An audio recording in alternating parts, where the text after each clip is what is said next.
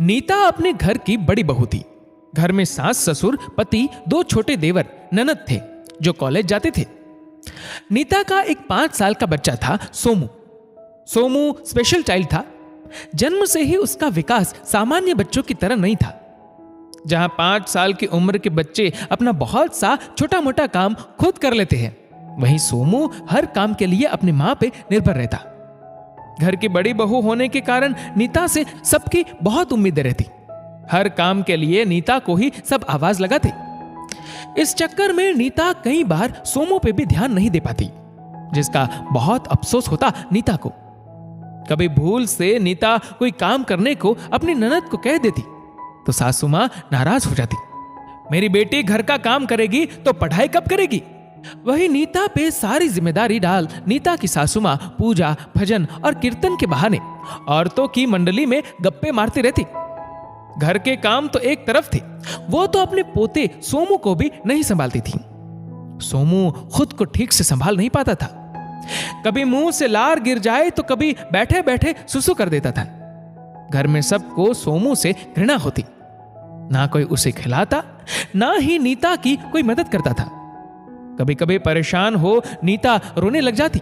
हे ईश्वर, क्यों मेरे ही हिस्से में सारे गम आए? अपनी मां को रोता देख नन्हा सोमू अपने हाथों से अपनी मां के आंसू पोंछता। मेरी तकलीफ मेरा बच्चा भी समझ जाता है, लेकिन इस घर के लोगों को कभी मेरी तकलीफ नहीं दिखती। दुखी हो नीता अपने बच्चे को गले लगा जी हल्का कर लेती। घर में सबको सिर्फ नीता से काम से ही मतलब होता, नीता की परेशानियों से नहीं। नीता का पति रमेश सब समझता था, लेकिन अपनी मां के सामने कुछ कहने बोलने की हिम्मत ही नहीं थी उसमें। रमेश ऑफिस से आकर जब सोमू को संभालता तो दिन भर की थकी नीता को थोड़ी देर राहत मिलती। अपने पति की प्यार की छांव में दिन भर की थकान को भूल जाती। एक दिन नीता ने रात के खाने के लिए सब्जी छौंकी, तब तक सोमू के रोने की आवाज आई।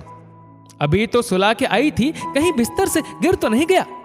ये ख्याल आते ही घबराई नीता ने नेहा को आवाज लगा कहा, नेहा तुम जरा सब्जी देख लो, सोमू शायद गिर के रो रहा है। नीता अपनी ननद से सब्जी देखने को बोल सोमू को संभालने दौड़ गई। इधर नेहा, जो कि अपनी सहेली के साथ फोन पे गप्पे लगाने में बिजी थी, उसने जानबूझकर अपनी भाभी की बातों को अनसुना कर दिया। सोमू को चुप करा नीता ने जब तक सब्जी संभाली, तब तक सब्जी नीचे से जल चुकी थी। अब दूसरी सब्जी बनाने की नीता में ना हिम्मत थी और ना ही समय था। रात के खाने का समय भी हो गया था।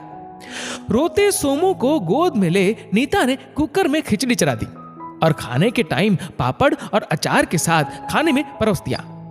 खिचड़ी देखते ही सबकी भौहें चढ़ गई। ये खिचड़ी क्यों खिला रही हो बहू? रोटी सब्जी नहीं बनाई क्या? सासू मां ने तीखे शब्दों में नीता से पूछा तो नीता ने नेहा की तरफ देख बोला, माँ जी सब्जी तो बना ही रही थी, लेकिन सोमू को चोट लग गई। उसे चुप कराने गई तो सब्जी जल गई। मैंने नेहा को कहा भी था सब्जी देखने को, लेकिन उसने ध्यान ही नहीं दिया। अपनी गलती नेहा पे मत डालो बहू।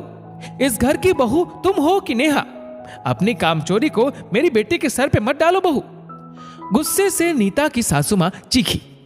आपने ठीक कहा माँ जी, नेहा इस घर की बहू नहीं है, लेकिन किसी के घर की तो बहू तो बनेगी ना। और ईश्वर ना करे अगर जो मेरी हालत है वो नेहा की भी हुई, तब भी आप यही कहेंगी क्या माँ जी?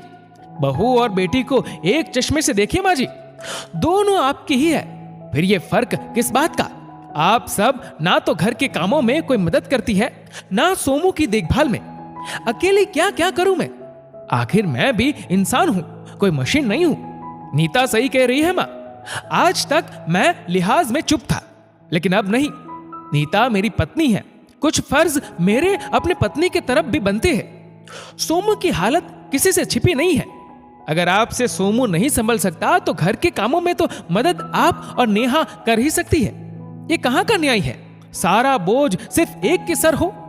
रमेश ने भी आज खुलकर अपना पक्ष रख दिया। बेटे को बहू का पक्ष लेता देख दोनों मां बेटी के चेहरे की हवाइयां उड़ गई थी। ससुराल में जब पति साथ नहीं होता तो सभी बहू को अपने सुविधा अनुसार इस्तेमाल करते हैं, लेकिन जब पति का साथ हो तो पत्नी का भी सम्मान और मान बढ़ जाता है। यही हुआ आज नीता के साथ भी। रमेश जब तक चुप था, सास और ननद ने नीता को खूब परेशान किया। लेकिन आज रमेश के साथ देते ही दोनों समझ गई कि अब घर के कामों में हाथ बटाने में ही उनकी भलाई थी। दोस्तों, इस वीडियो को लेकर आपकी क्या राय है मुझे कमेंट करके जरूर बताएगा। और अगर आपको वीडियो अच्छा लगा हो तो इस वीडियो को लाइक करेगा, शेयर करेगा ज्यादा से ज्यादा लोगों तक। और ऐसे ही और भी इंस्पिरेशनल वीडियोस के लिए सब्सक्राइब करें हमारे यूट्यूब चैनल को और फेसबुक पर फॉलो करें हमारे पेज को। धन्यवाद।